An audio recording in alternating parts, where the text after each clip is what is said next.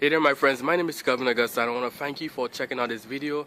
I want to also thank you for listening and for watching this chapter of the day from the scriptures. Now I pray that this message is going to be a blessing to you, to your family as well, and that you feel encouraged.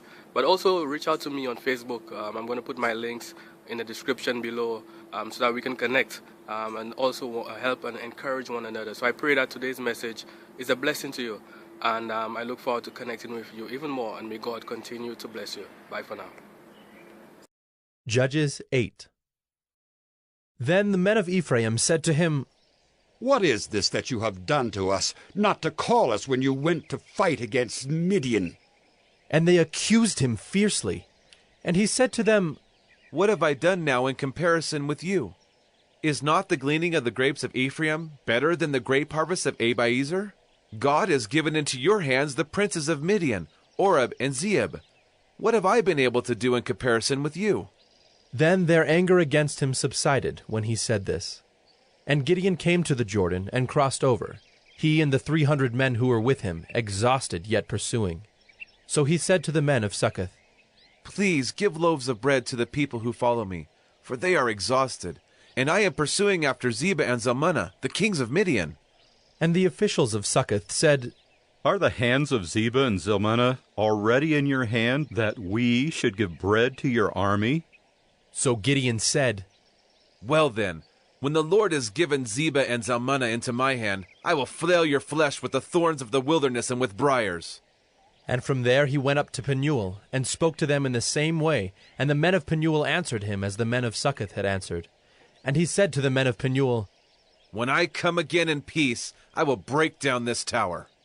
Now Zebah and Zalmunna were in Karkor with their army, about 15,000 men, all who were left of all the army of the people of the east, for there had fallen 120,000 men who drew the sword. And Gideon went up by the way of the tent dwellers, east of Nobah and Jogbehah, and attacked the army, for the army felt secure.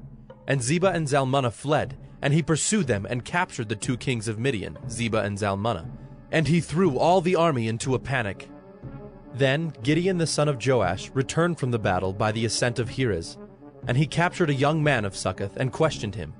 And he wrote down for him the officials and elders of Succoth, 77 men. And he came to the men of Succoth and said, "Behold, Zebah and Zalmunna, about whom you taunted me, saying, 'Are the hands of Zebah and Zalmunna already in your hand, that we should give bread to your men who are exhausted?' And he took the elders of the city, and he took thorns of the wilderness and briars, and with them taught the men of Succoth a lesson. And he broke down the tower of Penuel, and killed the men of the city. Then he said to Zebah and Zalmunna, 'Where are the men whom you killed at Tabor?' They answered, "As you are, so were they. Every one of them resembled the son of a king." And he said, "They were my brothers, the sons of my mother.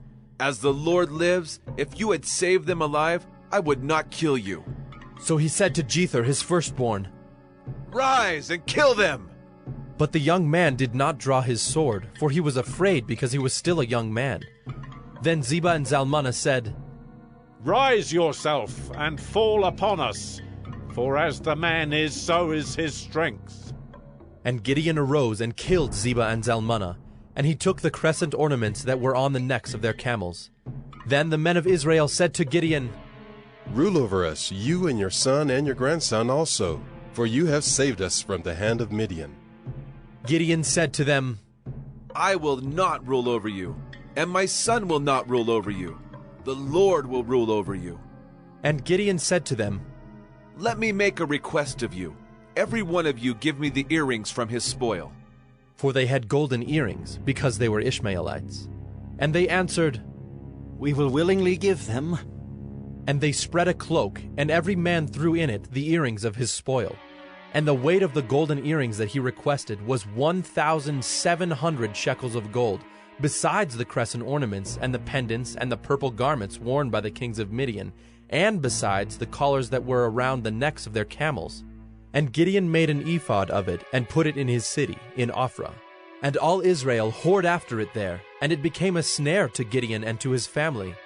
So Midian was subdued before the people of Israel, and they raised their heads no more. And the land had rest 40 years in the days of Gideon. Jerubbaal, the son of Joash, went and lived in his own house. Now Gideon had 70 sons, his own offspring, for he had many wives. And his concubine, who was in Shechem, also bore him a son, and he called his name Abimelech. And Gideon, the son of Joash, died in a good old age, and was buried in the tomb of Joash his father, at Ophrah of the Abiezrites. As soon as Gideon died, the people of Israel turned again, and whored after the Baals, and made Baal Berith their god. And the people of Israel did not remember the Lord their God, who had delivered them from the hand of all their enemies on every side, and they did not show steadfast love to the family of Jerubbaal, that is Gideon, in return for all the good that he had done to Israel. Hey there, my friends. My name is Kelvin Augusta again. Thank you for checking out this episode of 1 Minute Bible Study. Here, the goal is to really share some word of encouragement, share the scriptures, share something from the Bible to inspire us to live godly lives, to get closer to Christ, to connect with God. So again, if you have any questions, issues, quarrels, comments, recommendations, or you just want to reach out, I'm going to put my links to Facebook, my personal profile. I will look forward to connecting with you, to help and encourage one another, and to share in any way that we can be a blessing to one another. So again, feel free to connect with me below. Thank you again for checking out this episode of 1 Minute Bible Study, where we've shared scripture, we've shared encouragement, and I look forward to connecting with you. May God continue to bless you. Bye for now.